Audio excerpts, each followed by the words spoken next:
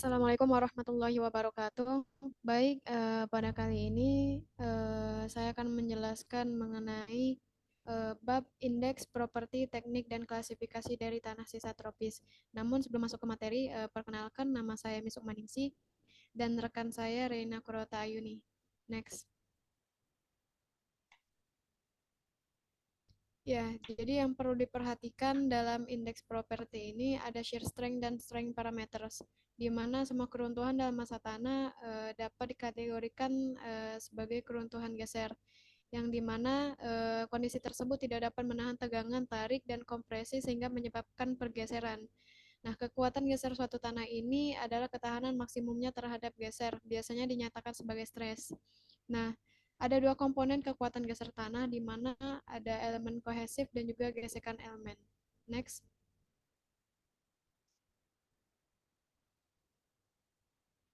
Jadi ada moisture content of some tropical residual soils, di mana ada beberapa material utama yang digunakan di sini.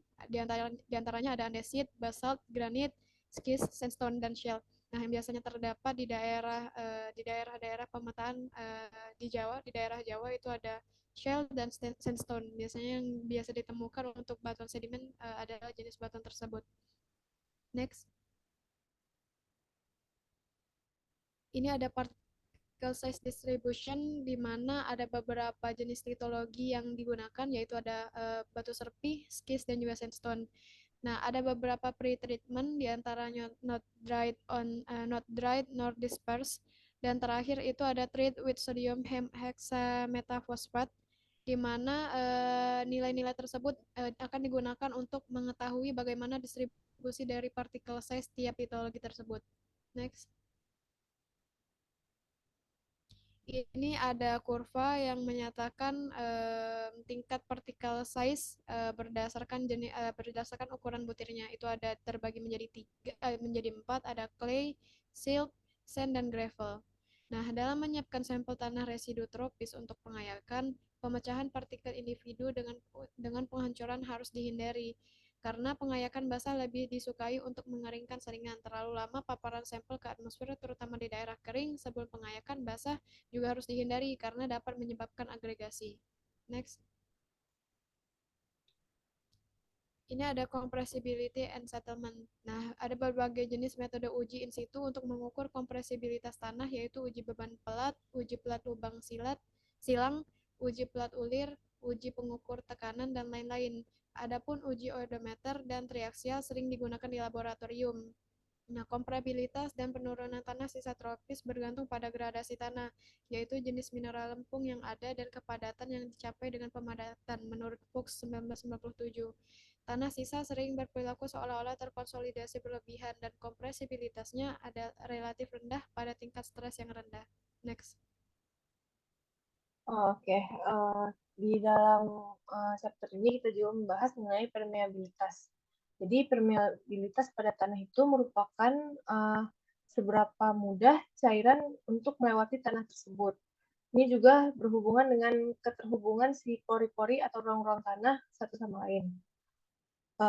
Permeabilitas ini dikendalikan oleh faktor-faktor seperti bentuk butiran, bentuk ukuran butir, dan cara butirannya didistribusikan.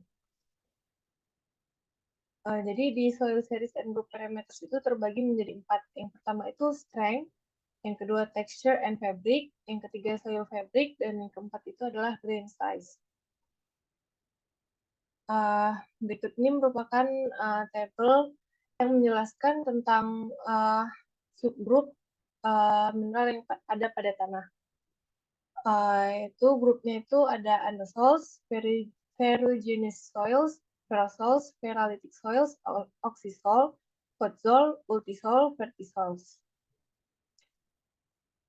Dalam pengklasifikasian tanah itu juga dibahas mengenai warna, yaitu warna ini penting untuk mencerminkan banyak sifat tanah dan digunakan secara luas untuk mengklasifikasikan tanah. Perubahan warna permukaan dari suatu area ke area yang lain mungkin mencerminkan perubahan komposisi mineral atau jumlah air yang ada pada tanah tersebut. Suhu tanah ini sangat dipengaruhi oleh warna.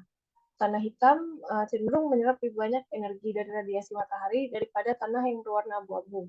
Perbedaan suhu tanah akan memungkinkan tumbuhnya berbagai jenis tanaman. Tanah yang lebih gelap umumnya lebih memiliki bahan organik dalam massa tanah. Berikutnya merupakan sistem warna Mansell atau bagan warna Mansell.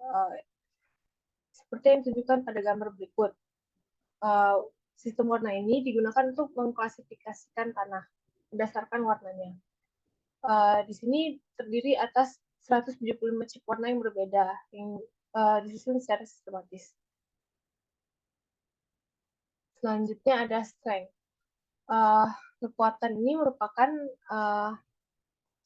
hal yang digunakan untuk menentukan sampel tanah terganggu dan tak terganggu. Berikut ini definition of strength. Yang term yang digunakan itu berupa very soft, soft, firm, stiff, very stiff, dan hard. Berikut ini juga ada definition of strength itu pada tanah yang non-kohesif. Term yang digunakan adalah loose, dense, slightly cemented. Selanjutnya ada rock and intermediate materials dengan term very weak, weak, moderately strong, strong, very strong, dan extremely strong.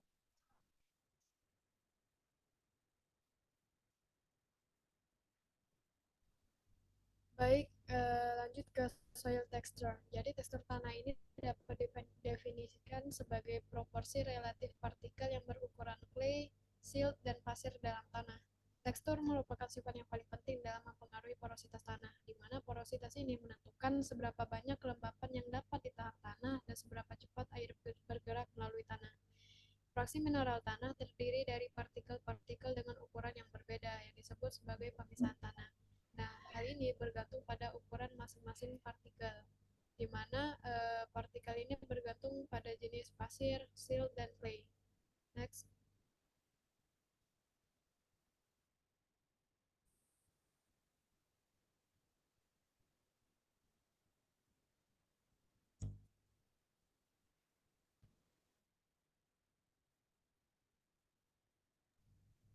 Soil fabric ini didefinisikan sebagai susunan, ukuran, bentuk, dan frekuensi dari masing-masing komponen tanah padat di dalam tanah secara keseluruhan dan di dalam ciri-ciri itu sendiri. Menurut Fuchs 1997, ada sistem yang berkaitan dengan analisis fabrik dalam terminologi pedologis yang dikemukakan oleh Brewer. Next. Nah, ini ada beberapa tabel yang menunjukkan origin of fabric features, particle distribution, void ratio, and porosity. Selanjutnya juga ada fabric orientation yang berpengaruh terhadap terhadap parameter-parameter yang digunakan dalam penentuan atau klasifikasi dari tanah-tanah yang disebutkan tadi. Next.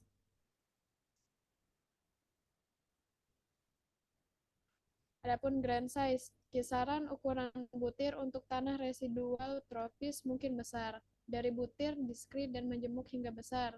Ukuran partikel tanah residual tropis dapat diklasifikasikan dengan menggunakan sistem klasifikasi standar yang ditetapkan oleh IAEG, yang terbagi menjadi very coarse grain, medium grain, fine grain, dan very fine grain. Next.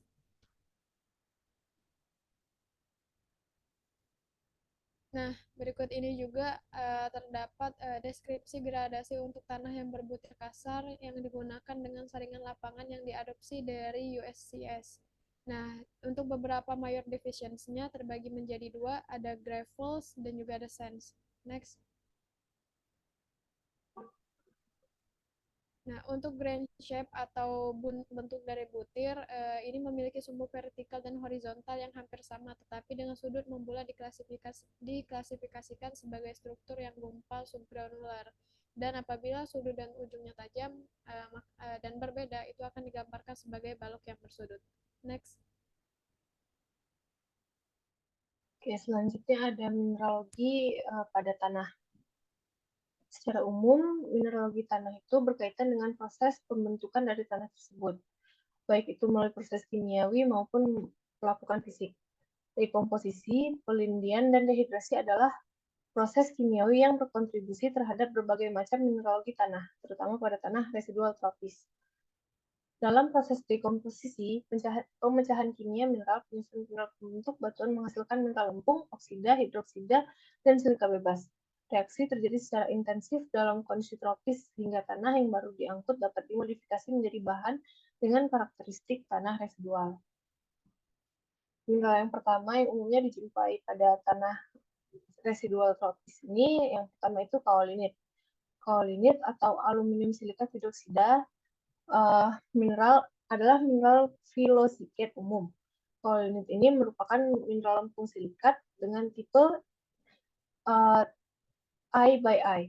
Kristal individu dari lapisan memiliki bentuk heksagonal.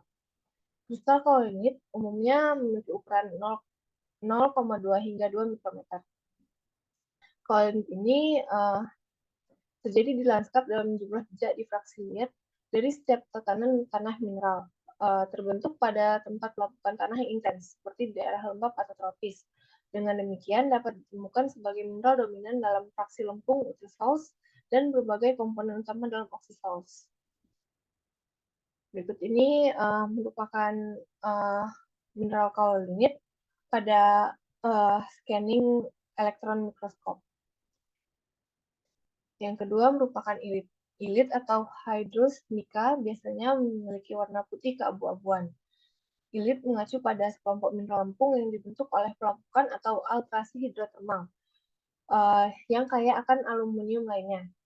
Itu terjadi bercampur dengan kaolinit dan mineral lempung lainnya, di mana mineral lempung lainnya seperti kaolinit, morilonit, bikit, dan halosit terjadi.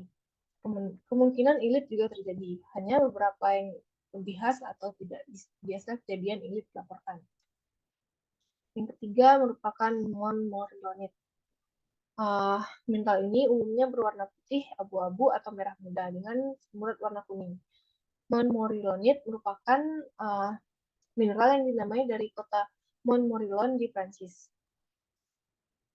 Di Montmorillon ini air mudah menembus antara bidang ion oksigen yang berdekatan, menyebabkan lapisan individu partikel tanah liat untuk memisahkan dan membengkak. Kandungan airnya bervariasi, dan sebenarnya kapan air diserap oleh kristal, maka cenderung membengkak beberapa kali volume aslinya. Lalu ada mica. Mica merupakan nama dari sekelompok mineral yang dicirikan oleh pembelahan yang sangat sempurna.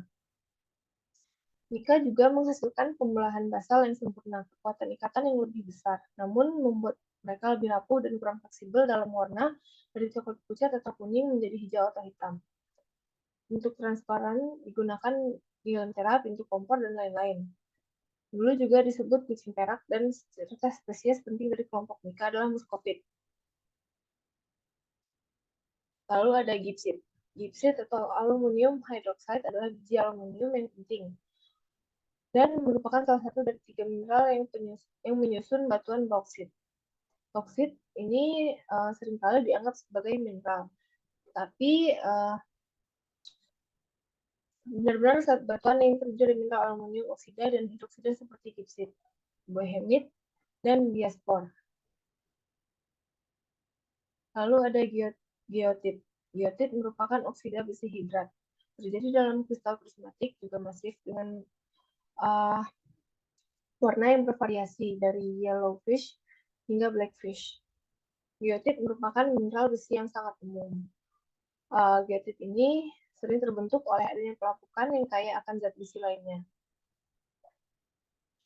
Lalu ada klorit. Klorit ini merupakan nama umum untuk beberapa mineral yang sulit dibedakan dengan mineral lainnya. Klorit ini sering dijumpai, tapi tidak dianggap sebagai bagian dari kelompok silikat yang lebih besar dari tanah liat.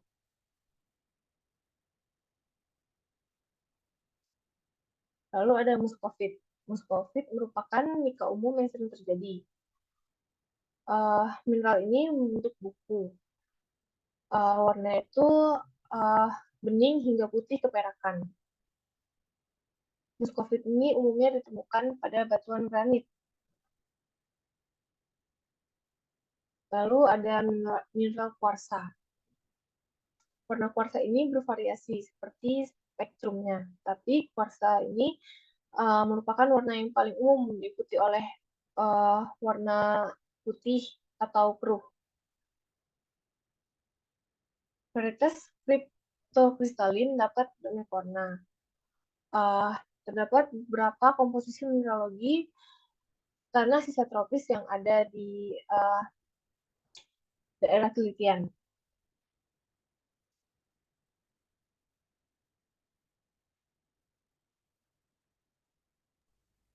Baik, untuk kesimpulannya, jadi berdasarkan perbedaan yang besar dalam pembentukan tanah, berdasarkan lokasi dan kedalaman, kemudian indeks dan rekayasa sifat tanah residual tropis sangat bervariasi. Nilai beberapa properti indeks ditampilkan di bab ini berkisar antara 7 sampai 49% untuk kadar air, 25 sampai 107% dan 15 sampai 59% untuk liquid limits dan plastik indeks masing-masing 1,2 sampai 2,1 mg per meter kubik untuk kepadatan massal. Untuk partikel distribusi ukuran, kandungan lempung berkisar antara 5 sampai 67%, lanau 2 sampai 43%, dan pasir 5 sampai 69%. Jadi untuk yang kandungan lempung, lanau, dan pasir ini sangat berguna untuk pemetaan khususnya di daerah Jawa karena biasanya keterdapatan litologi lempung, lanau, dan pasir itu sangat banyak sebagai batuan sedimen. Kemudian untuk sifat teknik telah ditunjukkan bahwa kekuatan juga bervariasi dari 2 sampai 123 kN per meter kuadrat untuk kohesi dan 10 derajat hingga 58 derajat untuk sudut gesekan internal. Permeabilitas dari tanah residu tropis dikendalikan oleh banyak faktor geologis, seperti bentuk butir mineral di dalam tanah, ukuran butirnya, dan cara butir disatukan, dan lain-lain. Dengan demikian, nilai kohesif yang ditampilkan dalam bab ini sangat bervariasi, dari 9,5 sampai kali 100 kali 1 hingga 2 kali 1 meter per sekon. Oke. Okay. Untuk kesimpulan, mungkin akan lanjut ke pembahasan yang inti dari daerah penelitian, masing-masing daerah penelitian itu seperti yang dijelaskan tadi. Kalau untuk di daerah pemetaan saya itu lebih relate ke batuan sedimennya, karena beberapa litologi dan dominan yang saya dapat itu adalah litologi batu pasir dan juga batu lempung yang dapat berpengaruh ke nilai kohesi dan juga nilai geser dari sifat tanah yang ada di daerah pemetaan.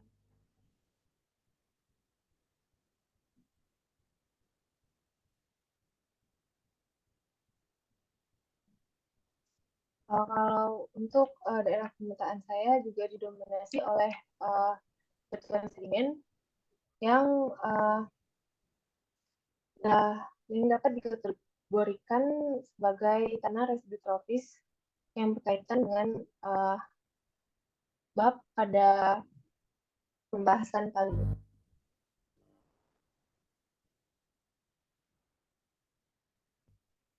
Baik, sekian presentasi dari kami.